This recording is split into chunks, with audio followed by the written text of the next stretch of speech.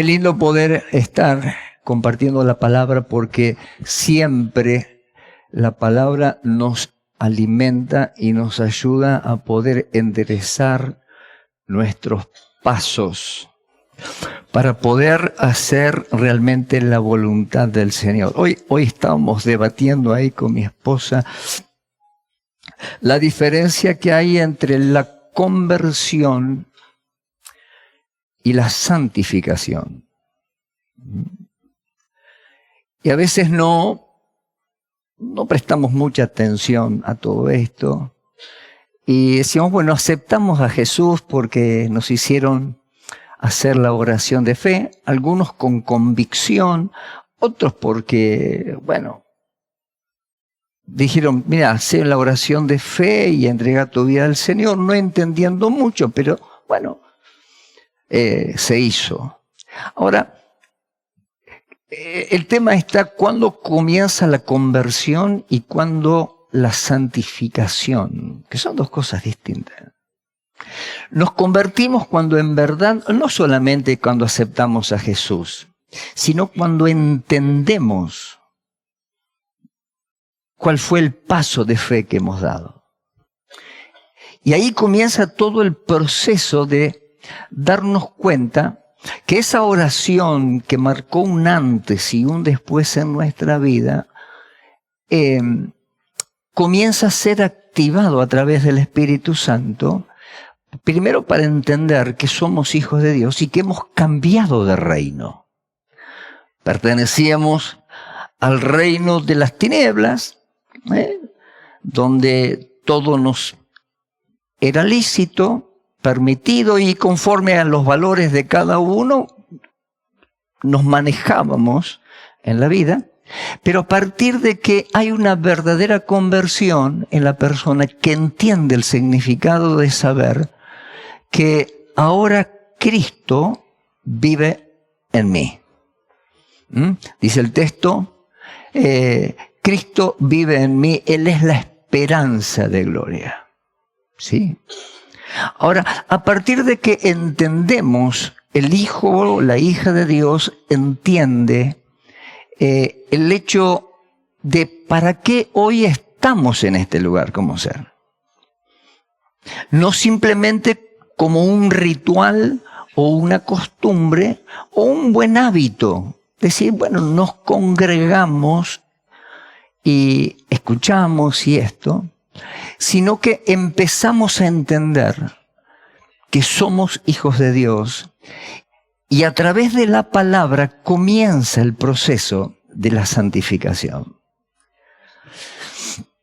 Y es un tema porque muchos se quedan en el estadio de esa conversión. Entiendo, soy hijo de Dios, pasé por las distintas ordenanzas de la iglesia, acepté a Jesús, fui bautizado por las aguas, hasta recibí la promesa del Espíritu Santo y hablé en nuevas lenguas, pero como que hay un estancamiento en nuestra vida, como que decir, bueno, ya está.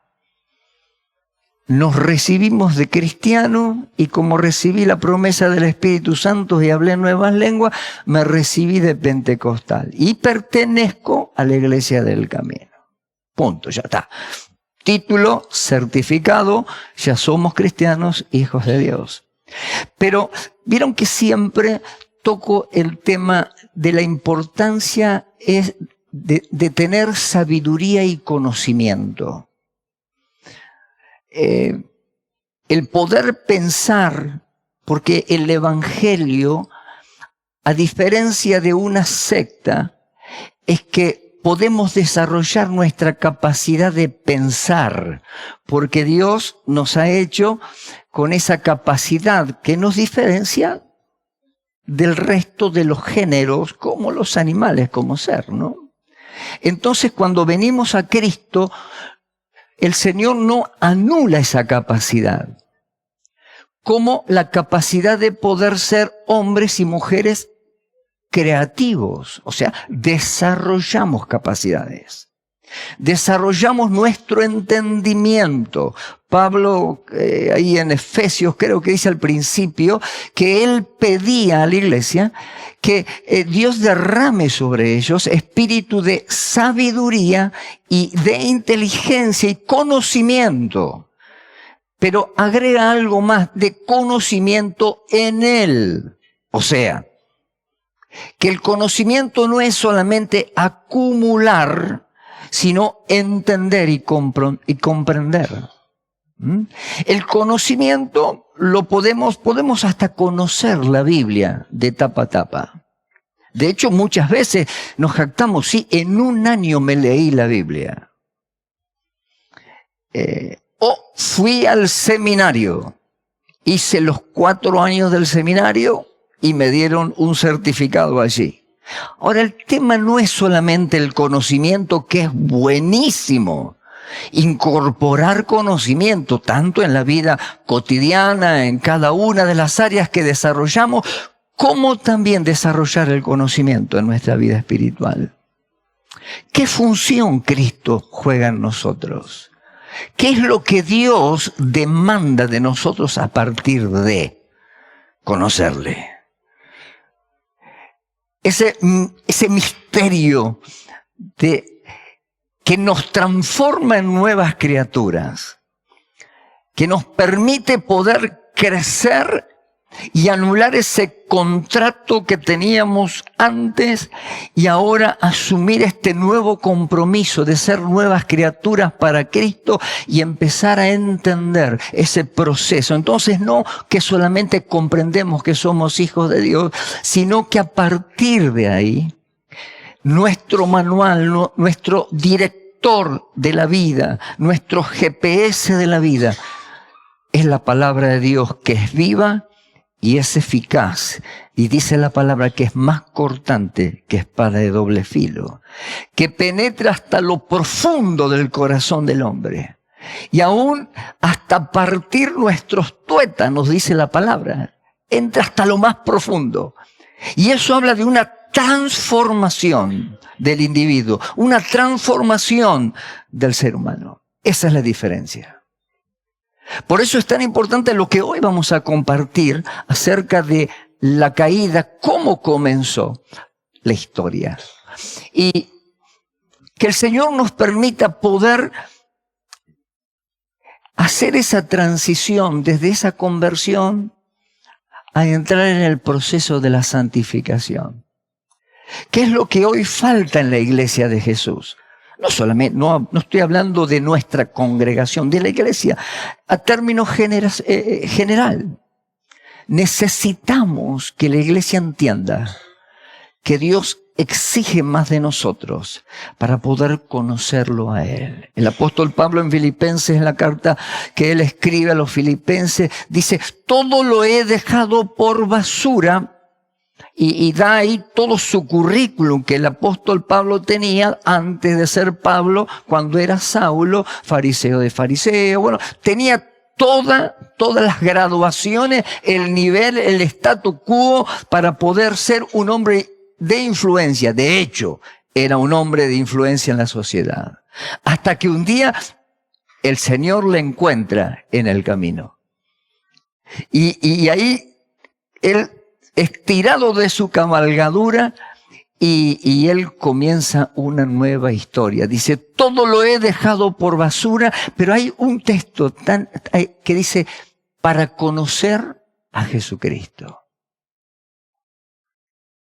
Y de eso vamos a hablar.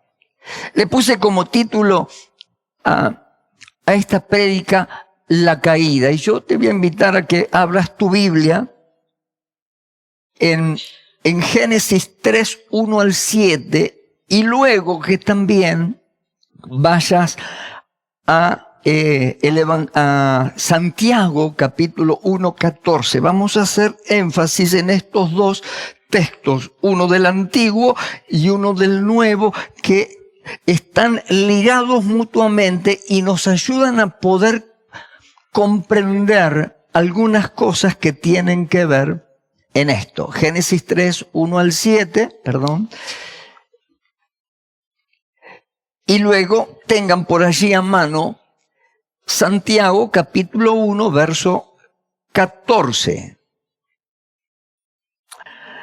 Si lo tiene por allí, lo leemos. Dice, pero la serpiente era astuta más que todos los animales del campo que Jehová Dios había hecho, la cual dijo a la mujer, con que Dios os ha dicho, no comeréis de todo árbol del huerto. Y la mujer respondiendo a la serpiente, del fruto de los árboles del huerto podemos comer, pero del fruto del árbol que está en medio del huerto, dijo Dios, no comeréis de él, ni le tocaréis, para que no muráis. Entonces la serpiente dijo a la mujer, no moriréis, sino que sabe Dios que el día que comáis de él, serán abiertos vuestros ojos y seréis como Dios, sabiendo el bien y el mal. Y vio la mujer que el árbol era bueno para comer y que era agradable a los ojos y árbol codiciable para alcanzar la sabiduría, y tomó su fruto y comió y dio también a su marido, el cual comió así como ella. Entonces fueron abiertos los ojos de ambos y conocieron que estaban desnudos. Entonces cosieron hojas de higuera y se hicieron delantales. Amén. El capítulo 3, usted puede luego leer todo el capítulo, nos habla justamente nos narra de la caída del ser humano, donde la serpiente, dice la palabra, tienta a la mujer al cuestionar una orden que Dios le había dado. Ahora, vayamos a Santiago capítulo 1, verso 14, que es lo que dice allí. Para tener una relación están entrecruzados estos textos. Dice el 14, sino que cada uno es tentado cuando de su propia concupiscencia es atraído, ¿y qué más dice? Y seducido. El pecado rara vez comienza por una acción.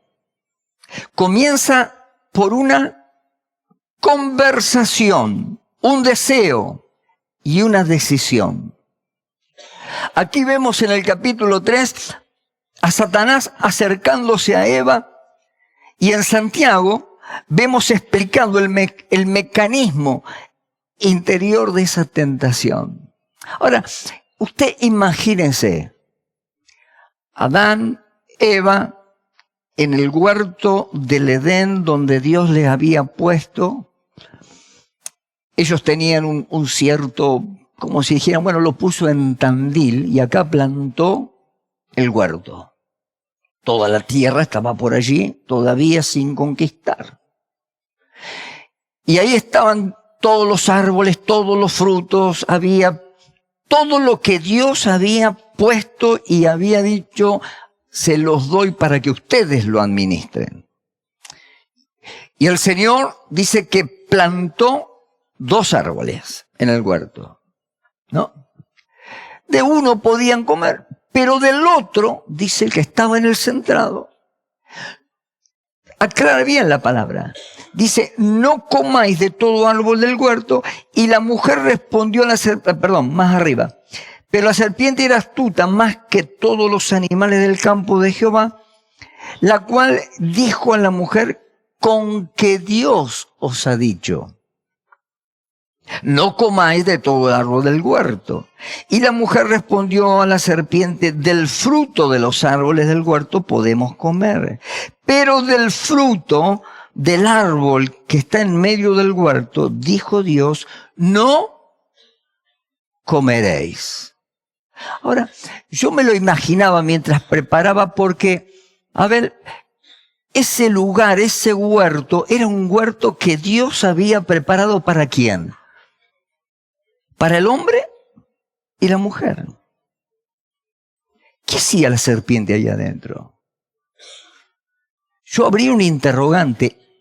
¿Estaba adentro?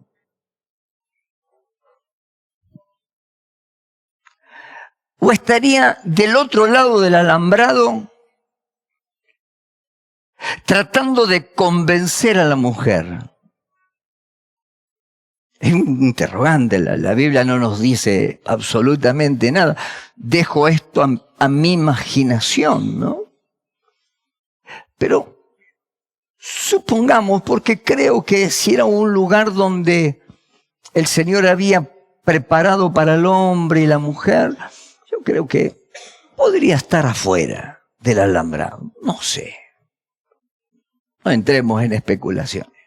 Lo cierto que yo la veo la serpiente, que en Apocalipsis habla de la serpiente antigua llamada Satanás, el diablo, que va a venir, es interesante después leer en Apocalipsis, ¿no?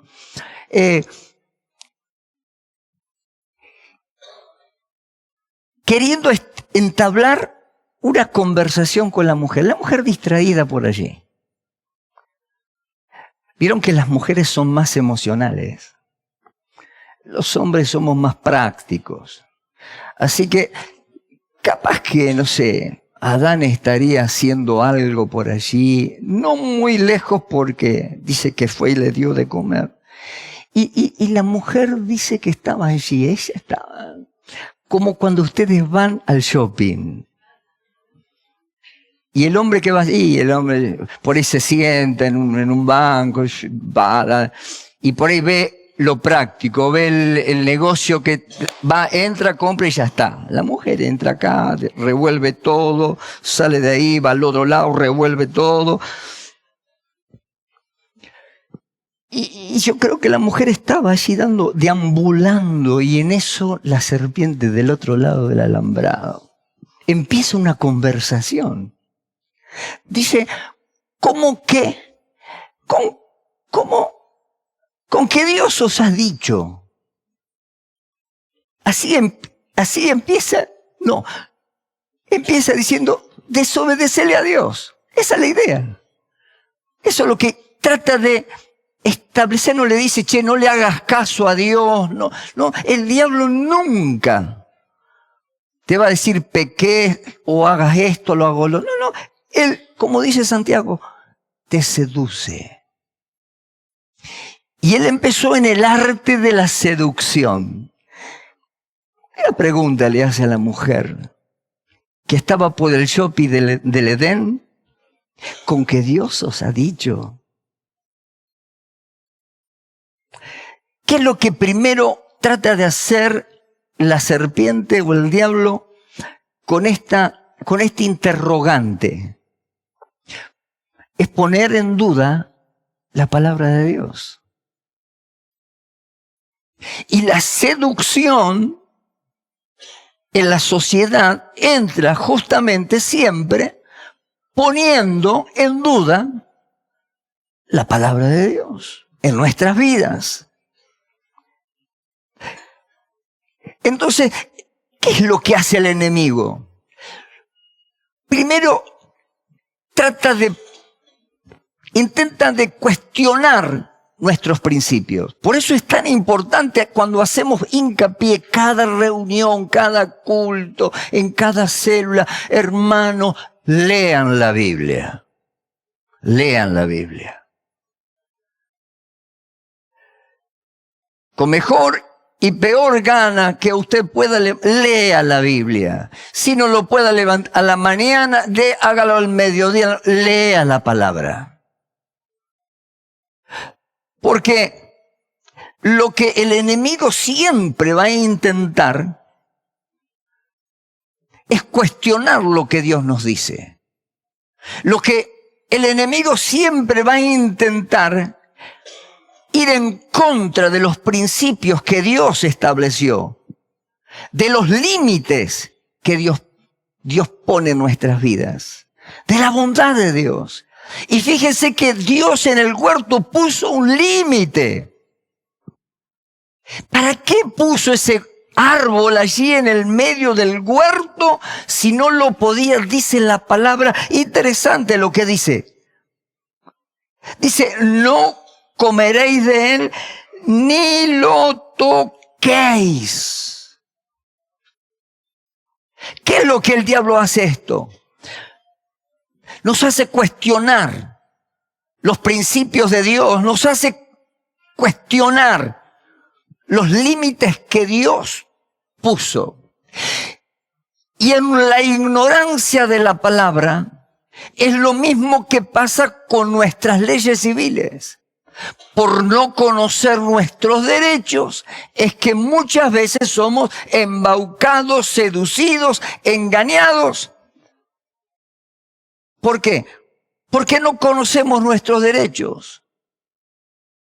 Y la palabra de Dios es el estatuto. Acá están los estatutos de Dios. Acá están los derechos que Dios nos marca y que Dios nos establece en la palabra. La primera batalla que tuvo Eva no fue alrededor del árbol, sino que fue alrededor de la palabra. Habrá pasado muchas veces por al lado del árbol. Pero como Dios le había dicho, no lo toquen, ni lo coman. Pasó por ahí, por ahí. ¿Cuándo empezó el problema? Con la palabra. Cuando el diablo comenzó a seducirla, tratando de establecer o cuestionar lo que Dios había establecido allí en el huerto. Entonces, ahí está la primera batalla del cristiano. Cuando la palabra de Dios empieza a perder autoridad en nuestra mente, quedamos más expuestos a la tentación. Por eso tan importante el conocimiento de la palabra.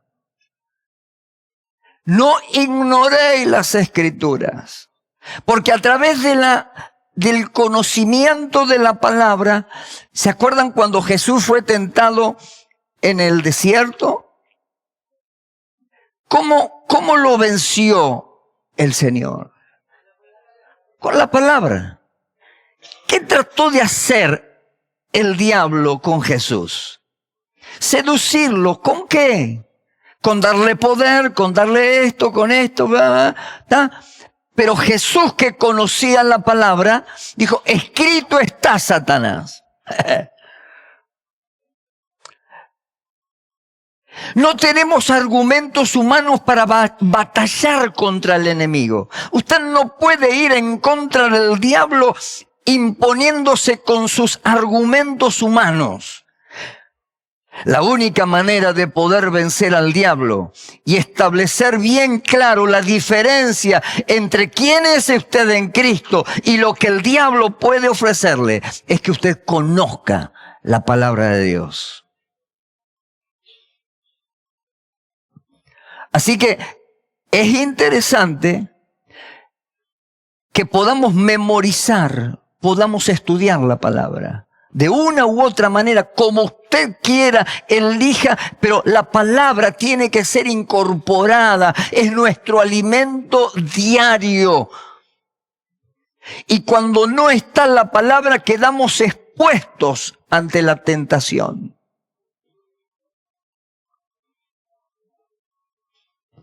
La tentación distorsiona la realidad. Mire lo que le dice la serpiente a la mujer. No moriréis. ¿Qué le había dicho Dios? Si comieres del árbol, moriréis. ¿Cómo entró la serpiente? Por la palabra, por la seducción. Y también por la mentira. No moriréis. Y después agrega algo más que la levanta la mujer. Seréis como Dios. Wow.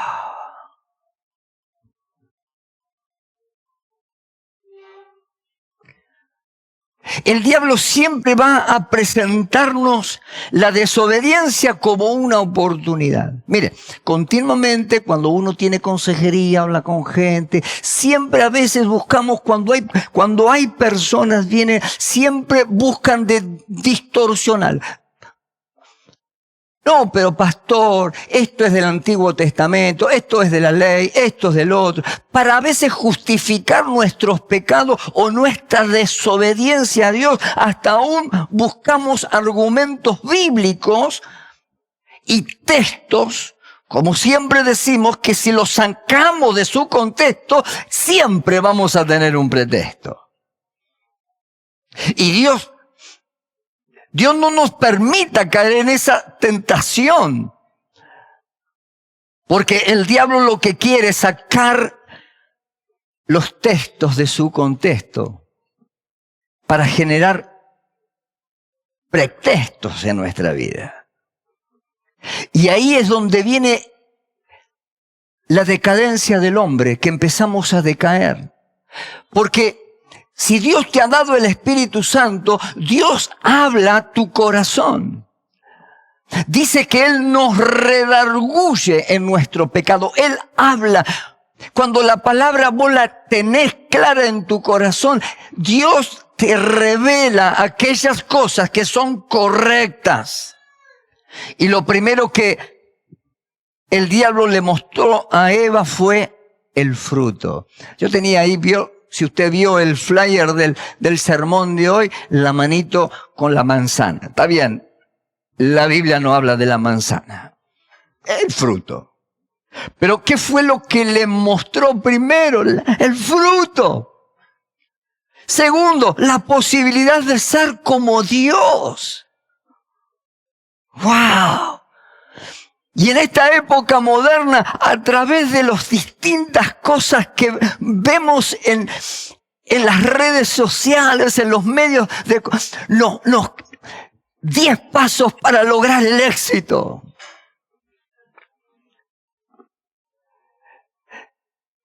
Pero al rato encontrás otros 10 pasos totalmente distintos para lograr el éxito. El diablo va a tratar de empoderarte. Mira cuánta prosperidad hay en tu vida. Mira cuánto esto.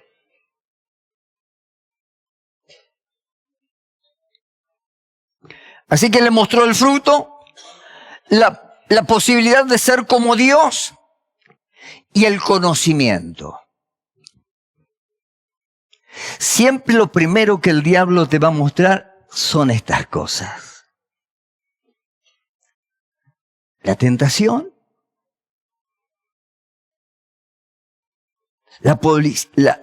el empoderarte a través de esto y el conocimiento. Pero no te muestra la vergüenza, la separación de Dios, el dolor y las consecuencias que trae el pecado.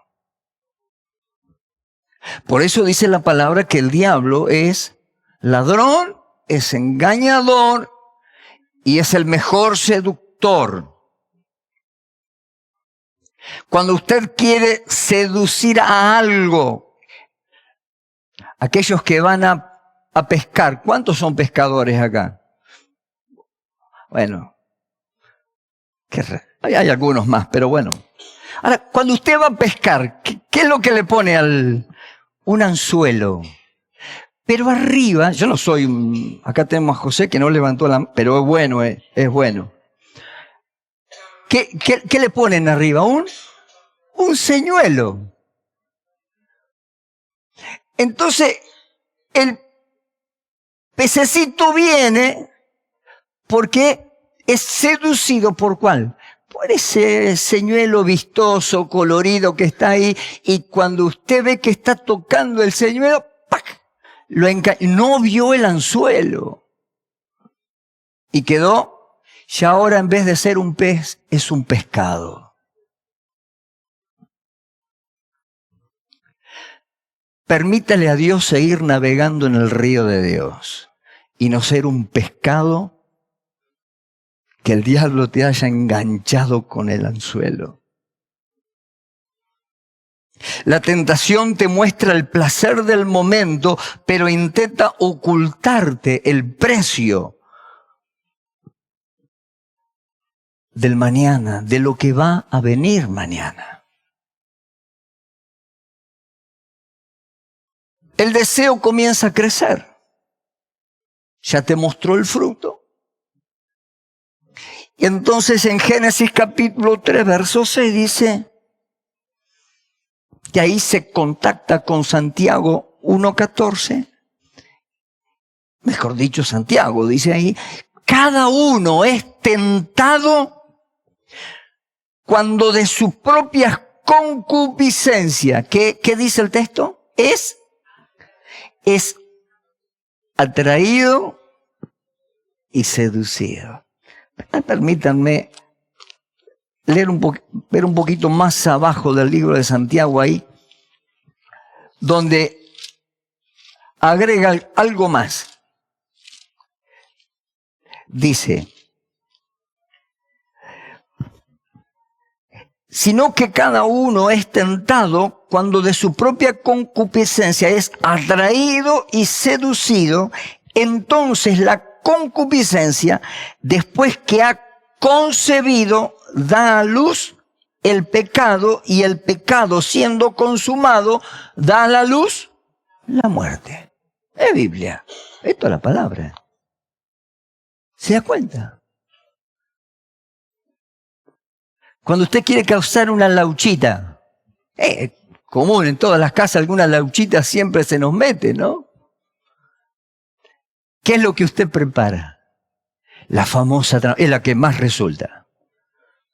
Usted prepara la tramperita, le pone el quesito sin que se le suelte y le agarre los dedos, se lo deja bien filoso y está esperando ahí.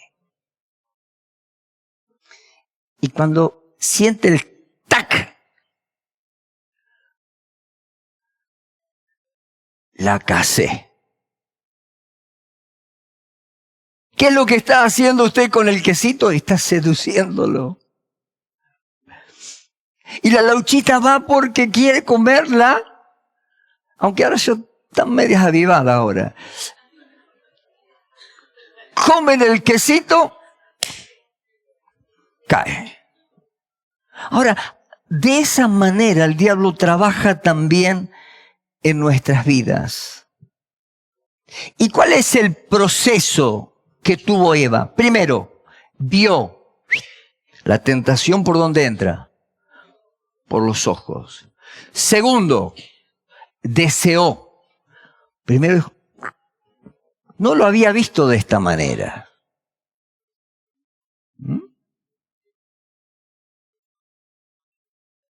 Y tercero, dice que lo tomó, algo que no tenía que hacer.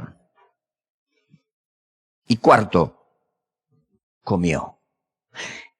Esa es la línea de lo que el diablo hace con nuestras vidas para robarnos nuestra relación con Cristo. El problema ya no estaba solamente en lo que la serpiente decía, ahora había algo dentro de ella que comenzó a responder en las acciones. Vio, deseó, tomó y comió. Ahora, quiero decirte, la tentación no es pecado. La tentación no es pecado. Jesús fue tentado en el desierto. El pecado es, hay un dicho que dice, podemos permitir que las aves revoloteen sobre nuestra cabeza, lo que sí podemos impedir que hagan nido en ella. Entonces, podemos ser tentados. Pero el tema es esto. Dice que Santiago dice que es atraído y seducido. La serpiente del otro lado, como quien no quiere la cosa, comenzó a atraerla y a seducirla. La tentación funciona como un anzuelo. El pez ve lo atractivo que está escondido, pero así funciona el pecado. lo que vemos nos resulta atractivo. Pero el tema es el anzuelo que está ocultado, aquel que no vemos. Por eso dice Génesis, y tomó de su fruto y comió. Hay un momento en que la tentación deja de ser solamente una posibilidad y se transforma en una decisión. Eva pudo haber dicho no, porque Dios había puesto un límite. Y ahí entra el proceso de la santificación. Cuando yo creo en Dios, acepté a Jesucristo como Señor, le di lugar, cabida en mi corazón, ahora Cristo habita en mí. El Espíritu Santo está en mí. Ahora el tema que hay límites en la palabra de Dios. Hay mandamientos en la palabra de Dios que no podemos dejar de observar y de tomarlos para nosotros para comenzar a construir ese grado de santificación. Como nos dijo Pablo, para poder conocerle a Él. El propósito del Evangelio es poder conocer a Jesucristo. Y mientras estemos en la tierra, vamos a estar sujetos a tentaciones, a seducciones continuamente. Mire, no hace mucho tiempo hice una compra por internet. Dentro de esta compra que hice, parte de lo que había encargado no me llegó, así que hice el reclamo. Bien, ningún problema. Era algo mínimo lo que me tenían que mandar, pero bueno, era parte del combo de lo que había comprado. Cuando yo recibo la devolución de la empresa, recibo un producto nada que ver con lo que yo había comprado, de mucho más valor de lo que me tenía que mandar. Nada que ver. Compré una prenda y me mandaron una máquina. Nada que ver. Y bueno, se equivocaron. Problema de la empresa, ¿no? Y ahí está donde entra el bichito de la tentación. Y bueno, ¿qué? Problema. Ahora tenés que devolverlo, que es el correo, que esto, que el otro. Un día, 2 días, al tercer día me levanté con toda la... Y soy medio, vio, por ahí nuestra generación somos medio con el tema de los procesos de la internet. Empecé a buscar y llamé hasta que hice el contacto. Mire, me mandaron un producto así, encargando, me dijeron, no. Se quedaron asombrados. ¿Viste? Y le digo, bueno, algo que no es lo que yo encargué, y me pareció honesto de mi parte el poder hacer la devolución y todo esto. Pero estuve pasando 2 días sobre el nivel de la tentación.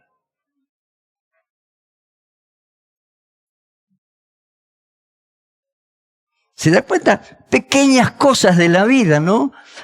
Pero tienen que ver con lo que Dios ha plantado en nuestra vida. ¿Somos o no somos? Y Eva pudo haber dicho que no. Vuelvo a decir, el ser tentado no es un problema, no es pecado. El problema es cuando caigo en la tentación.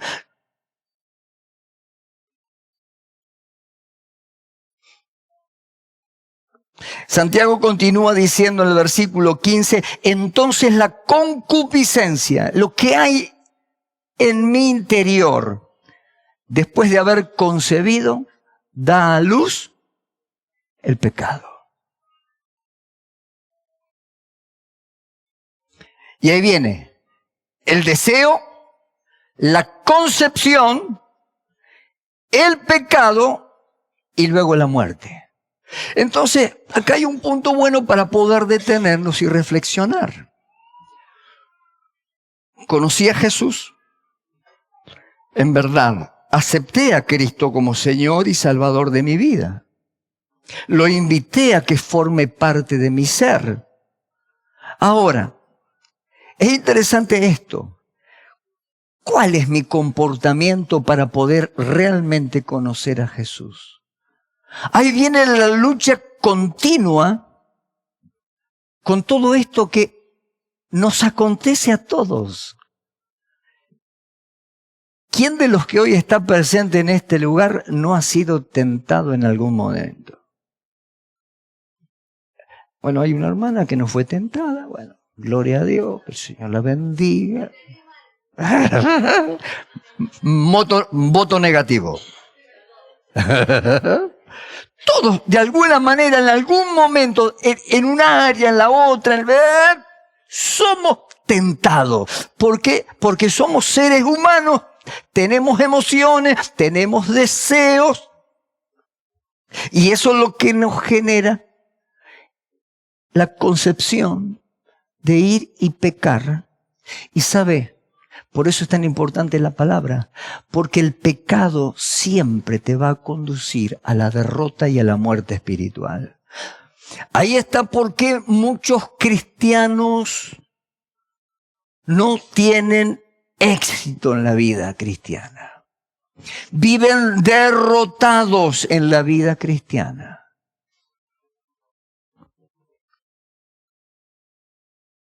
La diferencia la marca la obediencia a lo que la palabra de Dios nos dice. Siempre vas a tener lucha, pero no te olvides que Dios ha dejado su espíritu en tu vida. Que Él, dice la palabra, provoca el querer como el hacer.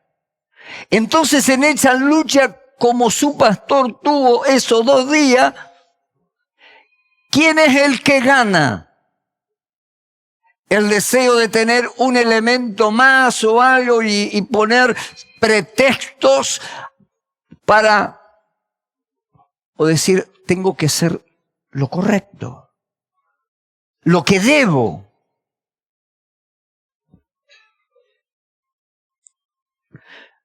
Otro punto interesante, el pecado nunca termina donde comenzó.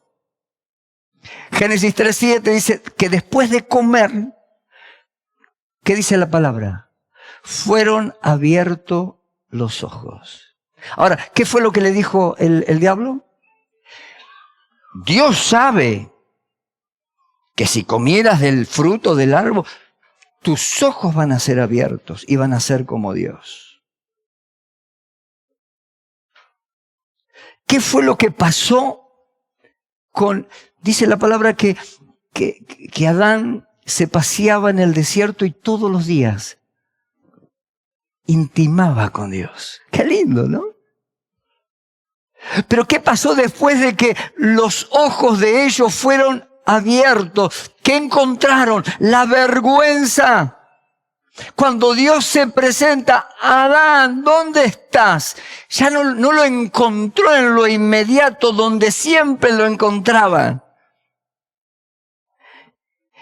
Y aparece Adán en medio de la higuera, porque dice que cosieron hojas de higuera. Así que justamente habría unas cuantas plantas de higuera, cosieron hojas de higuera y se cubrieron. ¿Por qué? El pecado trae la vergüenza, trae la culpa. El diablo dijo, serás como Dios. Y dice la palabra, tuvieron miedo y se escondieron. Cuando pecamos, ¿qué es lo que sentimos? Cuando usted pecó, esa vez que usted pecó hace no tanto tiempo, ¿no sintió culpa? No sintió vergüenza. Claro, sus ojos fueron abiertos, se dio a la tentación, al deseo. Pero ahí entra la culpa. Y ya ahora no está en la presencia de Dios. Ya no va a su lugar devocional a poder abrir su Biblia y a poder hablar con Dios esa mañana. Ya ese día, usted determina si no voy a ir derecho al trabajo. Ya se levanta tarde, ya no tiene su tiempo con Dios. Y al otro día sigue lo mismo. Y entonces el diablo comienza a hablarle a su oído. Usted como que quiere, pero el diablo le dice, ¿qué vas ahora? ¿Qué vale la pena? Mira lo que hiciste. Te sedujo. ¿No? Y te sigue hablando al oído.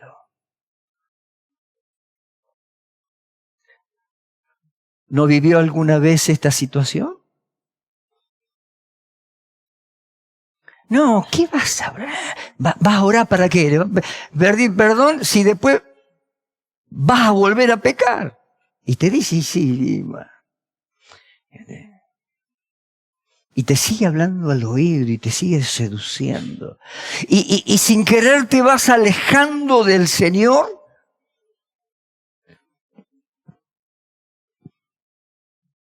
Y el diablo te va coartando la libertad. Y el pecado te lleva ¿a qué? A la esclavitud. Porque cuanto más nos alejamos de Dios, volvemos nuevamente en el yugo de la esclavitud a caer. Dice la palabra, mejor hubiera sido no haberle conocido. Porque ahora la palabra de Dios mora en tu vida. Es el Espíritu de Dios que te redarguye de pecado porque te quiere impulsar hacia la santidad y al conocimiento de Dios. Y a través de esto, las promesas que Dios ha hecho sobre tu vida se van a cumplir en tiempo y en forma. Dios claro que te quiere bendecir. De hecho, Dios bendijo al hombre cuando lo creó. Y Dios te bendijo con la salvación. Gratuitamente tan solo tuviste que abrir tu corazón a Jesús.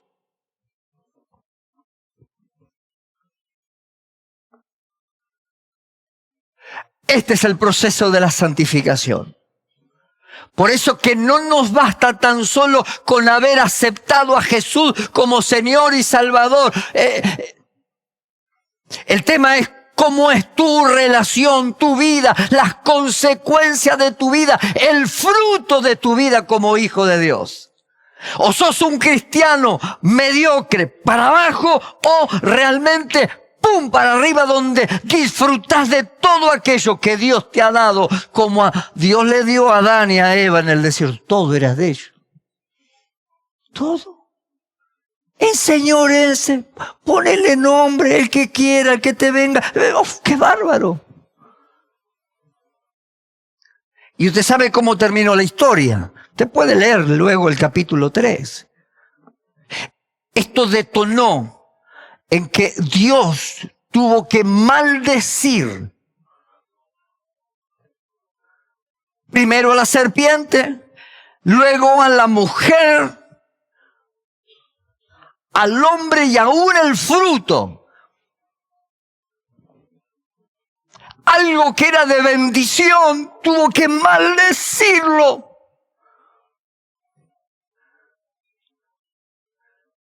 Cuando podrían haber disfrutado de todo aquello que Dios le había dado. ¿Sabe? Cuando aceptas a Jesús, Dios te da cantidad de promesas que están en la Biblia. Dios te promete, y cuando Dios promete, Dios te da, Dios cumple. Él pone su rúbrica en la palabra. Como un escribano firma en una escritura, Dios dice que nos dio el Espíritu Santo y allí puso el arras, el sello de que somos hijos de Dios. Y Él nos da la palabra para que podamos caminar a través de ella. Compartí hace unas reuniones atrás con parte del equipo y les decía de una palabra que Dios, una oración que Moisés dijo: Señor, muéstrame el camino para poder conocerte.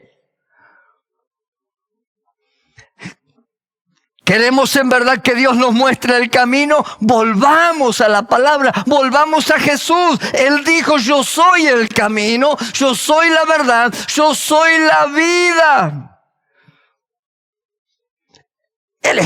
El camino de Jesús. El ser obediente. No buscar excusas. La excusa siempre. Y cómo el cristiano rompe este proceso de santificación. Allí en Santiago, la tentación, el deseo, la seducción, la decisión, el pecado y las consecuencias. Quiero decirte una cosa: Dios perdona tus pecados. Ya Él clavó en la cruz tus pecados pasados. Y la Biblia dice en Juan que si confesamos nuestros pecados, Él es fiel y justo para perdonar nuestros pecados y librarnos de toda maldad, dice la palabra. Y quiero hacer una acotación al texto. Cuando decimos que si confesamos, tiene que haber una confesión sincera, un quebrantamiento del corazón. Me arrepiento, Señor, en verdad me equivoqué. Tengo que estar consciente que le fallé a Dios. Mire, una de las cosas que nos enseñaron en la escuela bíblica, cuando iba a la escuela bíblica hace muchos años atrás, es a tener temor de Dios. No temor, no miedo a Dios, temor de Dios. Y cuando alguna cosa hacíamos,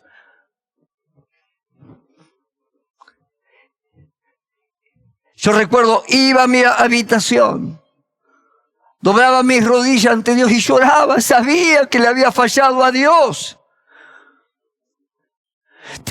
Tenía temor de Dios.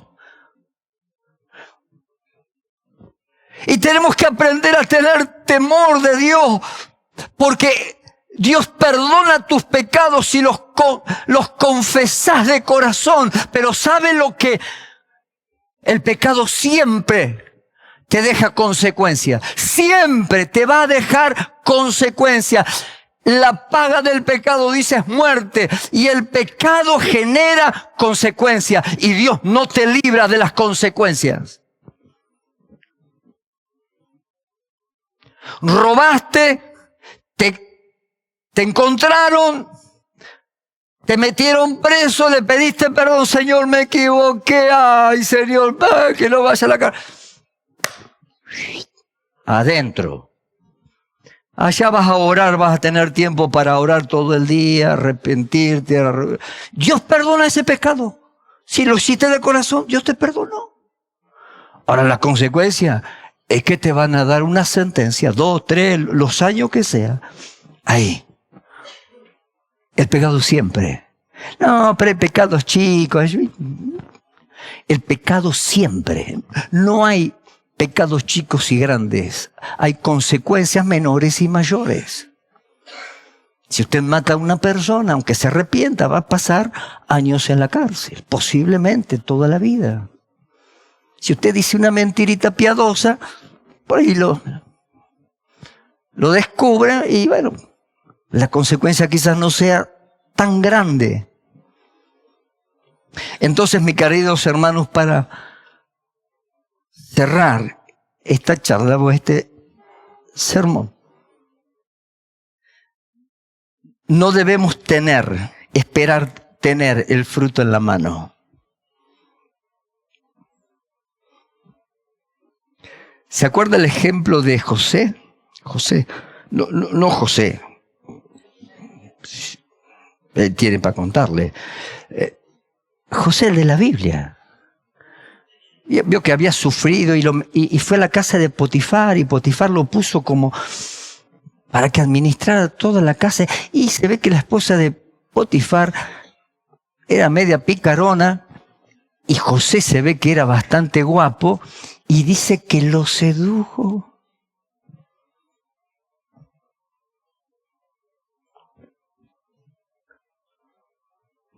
No sé cómo habrá entrado la señora esta, pero ¿qué fue lo que hizo José? Se fue. A modo tal que lo agarró de la ropa y salió medio como Adán antes de la inocencia. En la dispensación, así salió José. Lo tuvieron que poner preso. Pero no porque había pecado, él huyó al pecado. Mire, con el pecado no juegues nunca. ¿Vas a ser tentado? Sí. Pero del pecado huí. Soldado vivo y se sirve para otra guerra. Así que cuando te venga el pecado, anda a la presencia del Señor y ahí es tu guerra. Ahí tenés que luchar y el Espíritu Santo va a hablar a tu corazón y ahí tomar la decisión correcta. Esto que hemos estado hablando, habla esa diferencia que dije al principio. Aceptar a Jesús, tener una conversión. Me convertí, soy un hijo de Dios, empecé a dar los pasos en la fe. Me bautizo, fui al encuentro, al reencuentro y al recontraencuentro. A veces tenemos hermanos que han pasado encuentro sobre encuentro sobre encuentro y no terminan de limpiar los pecados.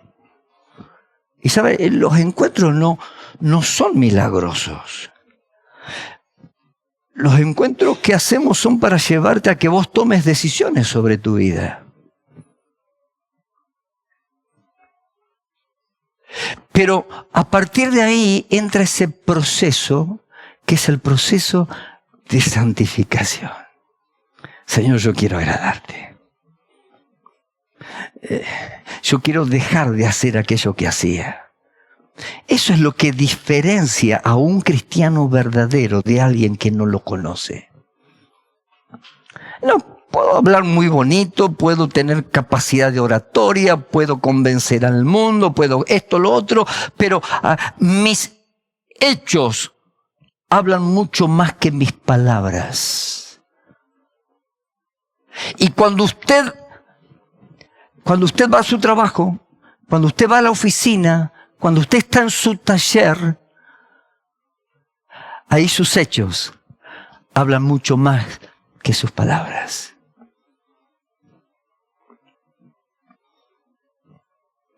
Por eso que Dios trabaja en nuestro ser, para que nuestro hacer, esto es un juego de palabras, Dios trabaja en tu ser, para que tu hacer sea conforme a la voluntad del Señor.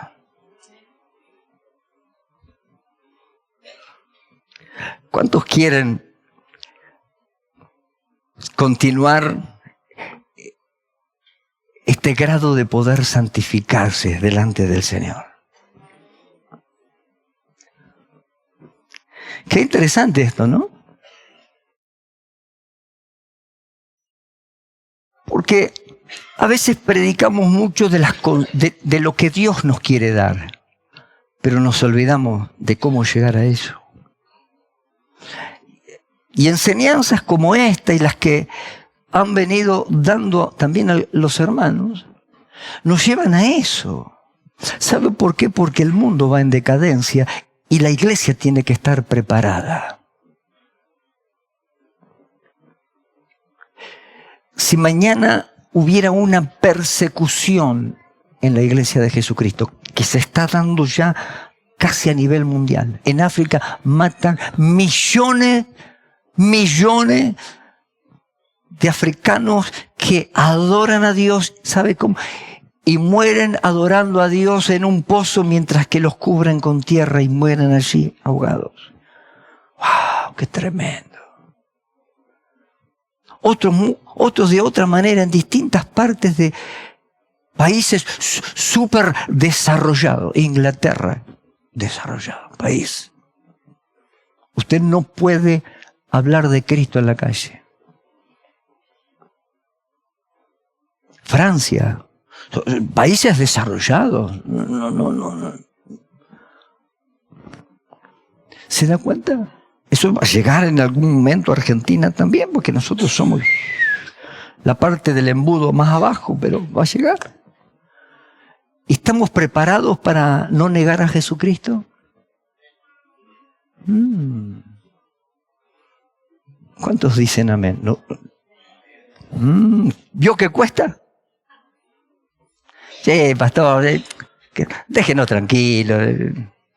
Ahora háganos parar, ore por nosotros, bendíganos, digan lo que... Ya está. Pero tenemos que entender lo que Dios quiere con nosotros y lo que Dios quiere a través de ustedes. Pónganse de pie, por favor.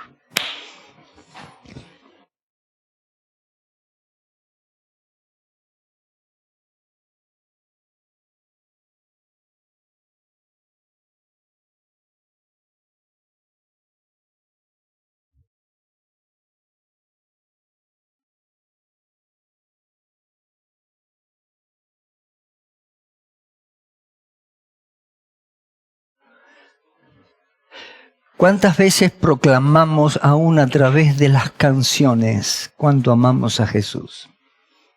¿Verdad? Porque nuestras alabanzas es darle la gloria a Dios. Decirle, Señor, cuánto te amamos. Todo es de Él y para Él. Todas esas frases, ¿no?, que a veces manifestamos a través de las canciones y tantas otras. Pero ¿verdad estamos siendo honestos cuando las cantamos? ¡Wow! Hoy el pastor vino con todo. No, te quiero llevar a ese sinceramiento tuyo y el Señor.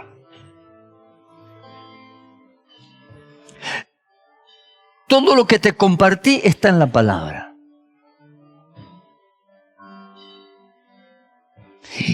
Y la palabra dice que es útil ¿para qué?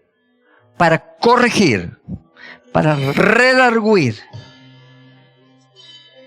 para instruir.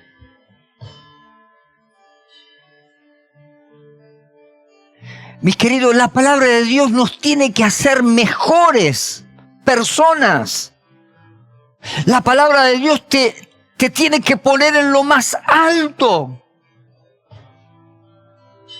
Te tiene que ayudar a ser un mejor padre, un mejor esposo, un mejor hijo, un mejor operario, un mejor patrón, un mejor empresario. Pero no descontextualices la palabra. Dice, lámpara es a mis pies tu palabra y lumbrera a mi camino. Cierre sus ojos.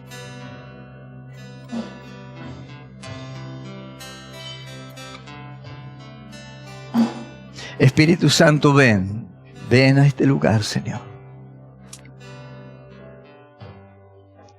Llena este lugar con tu presencia, papá.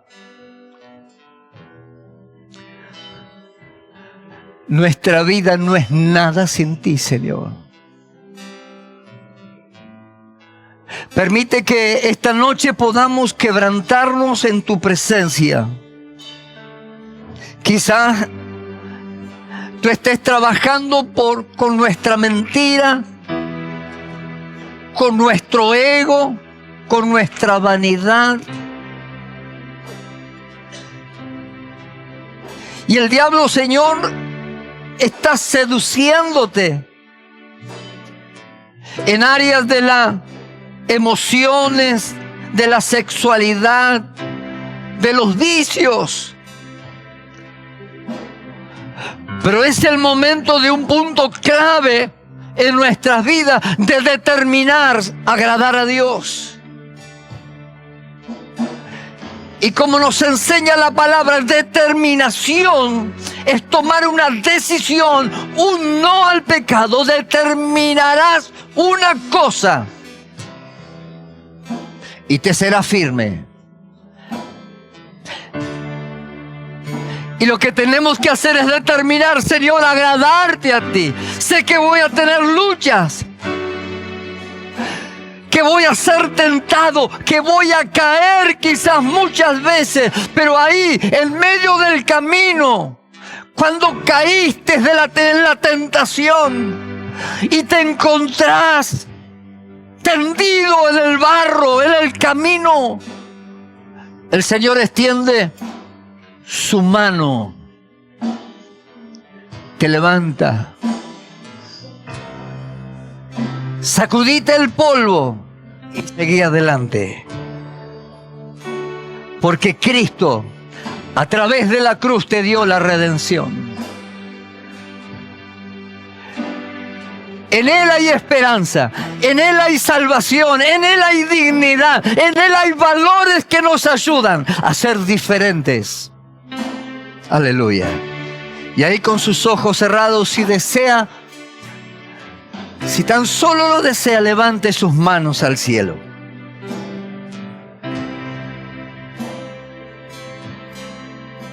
Si está convencido que esta palabra Dios la ha hablado a tu corazón, dígale: Señor, aquí estoy.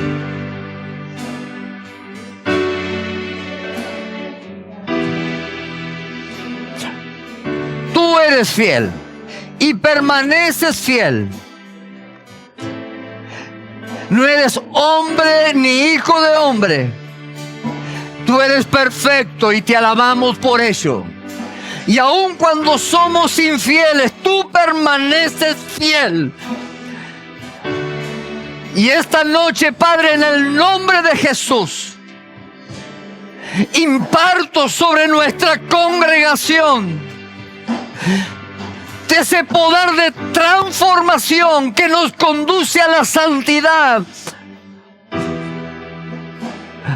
a una vida conforme a tu imagen, a las bienaventuranzas del reino. Pero Padre, permítenos no dejarnos ser seducidos por el pecado.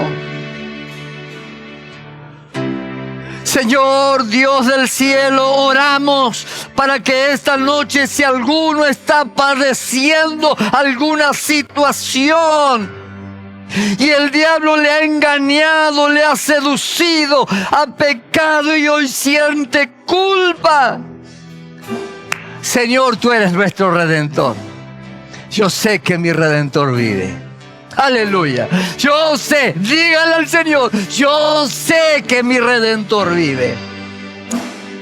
Y Él es poderoso para perdonar y lavar mis pecados y aún quitar de raíz la maldad que lo produjo.